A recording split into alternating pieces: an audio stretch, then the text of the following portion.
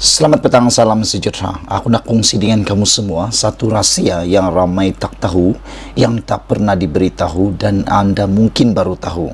Rupa-rupanya apa yang berlaku di sebalik PRU digesa diadakan walau apapun yang berlaku di Malaysia, termasuklah kata Zahid Hamidi, kalau banjir besar pun akan diredah juga.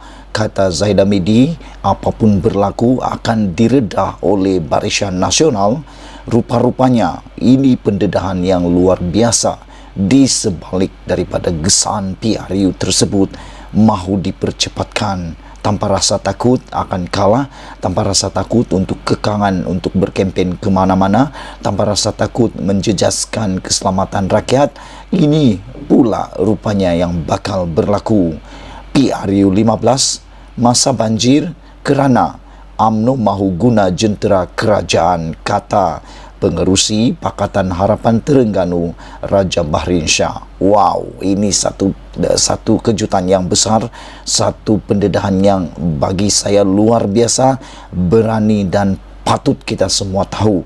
Sila share video ini supaya semua orang tahu, kata pengerusi Pakatan Harapan Terengganu Raja Bahrin Shah. PRU 15 masa banjir kerana UMNO mahu guna jentera kerajaan. Aduh, benarkah ini berlaku? Jom kita dengar ulasan ini.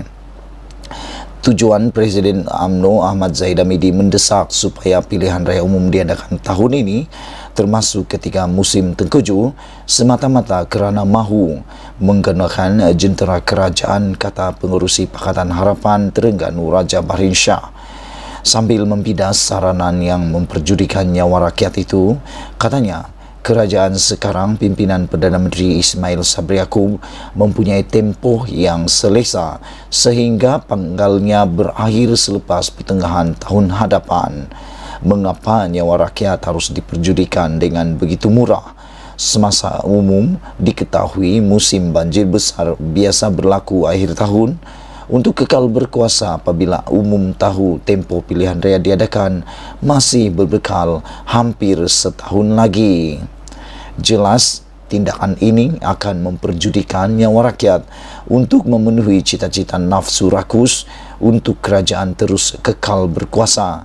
Apa sahaja akibatnya pada kebajikan dan keselamatan nyawa rakyat yang sepatutnya dilindungi, katanya dalam satu kenyataan hari ini. 2 hari lalu, Zahid yang juga pengerusi Barisan Nasional sekali lagi mendesak supaya PRU 15 diadakan dengan segera pada tahun ini juga, dengan berkata gabungan itu bersedia meredah banjir sekalipun pada musim tengkujuh dan hujan lebat. Mengulas kenyataan Zahid hari ini yang mendakwa bahawa PH takut menghadapi PRU 15 pada musim banjir, Raja Bahrin berkata tomahan itu amat tidak masuk akal kerana PH lebih mementingkan keselamatan orang ramai. Sebenarnya apa yang Zahid ingin peroleh adalah kelebihan secara tidak adil dan salah guna kuasa menggunakan segala kemudahan jentera kerajaan seperti helikopter, bot dan lori untuk memudahkan mengangkut pengundi mereka, sementara pengundi pembangkang akan terkandas dan tidak keluar mengundi, katanya lagi. Kalau pada waktu biasa, mengikut contoh baru-baru ini, bantuan menyelamat rakyat dilanda banjir begitu lambat. Semasa pilihan raya, adakah bot untuk menyelamat rakyat akan diutamakan atau bot untuk berkempen dan mengangkut pengundi akan menjadi keutamaan?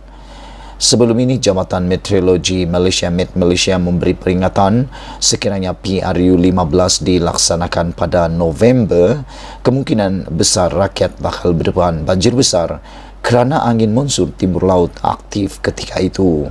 Sekian dulu isu yang hangat pada petang ini. Jangan lupa tinggalkan komen anda tentang isu dan pendedahan yang amat mengejutkan kita ini.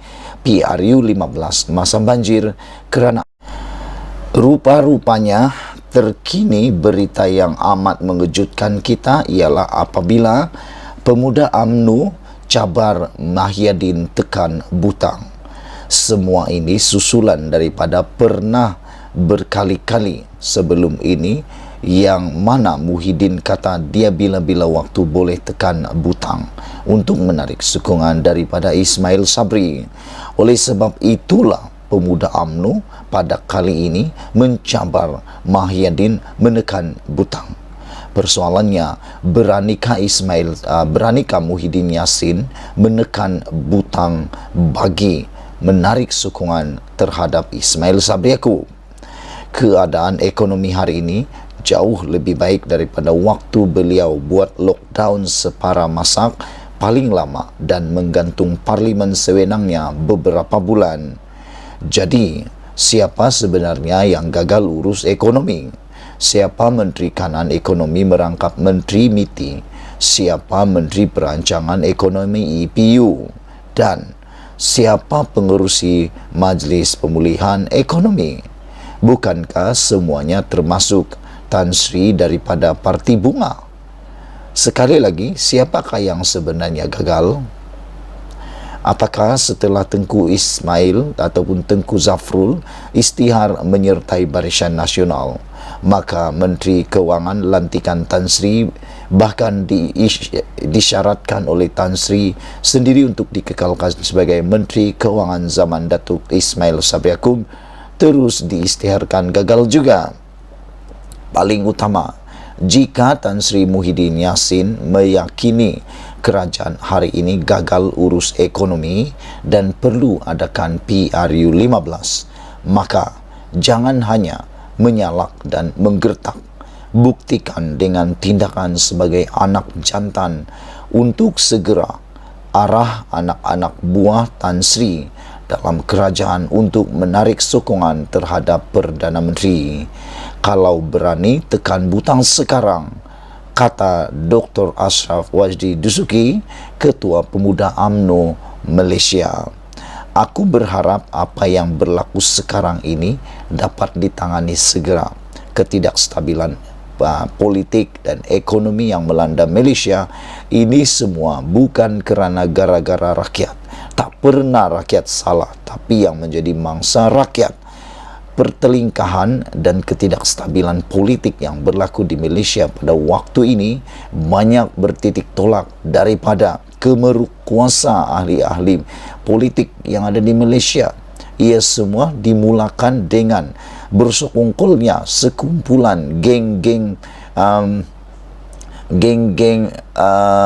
pengkhianat yang telah menjatuhkan kerajaan Pakatan Harapan. Dan dalam proses menjatuhkan kerajaan Pakatan Harapan itu, yang terlibat sama ialah siapa lagi kalau bukan UMNO, dan juga bersama dengan geng Muhyiddin dan juga geng Azmin Ali. Jadi aku fikir kedua-dua mereka ini dalam geng menjatuhkan kerajaan Pakatan Harapan ini perlu dihukum dengan segera. Kalau melihat pada rentetan sejarah, inilah yang menyebabkan sehingga waktu ini tidak stabil politik Malaysia. Dan kita harap istilah tarik-tarik tali, tarik-tarik sokongan, tekan-tekan butang ini dapat dihentikan oleh rakyat pada waktu PRU nanti. Kita hukum mereka menggunakan kuasa undian kita. Kita hukum mereka menggunakan kuasa pangkahan kita.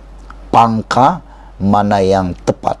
Jangan lagi pilih mana yang merugikan kita semua.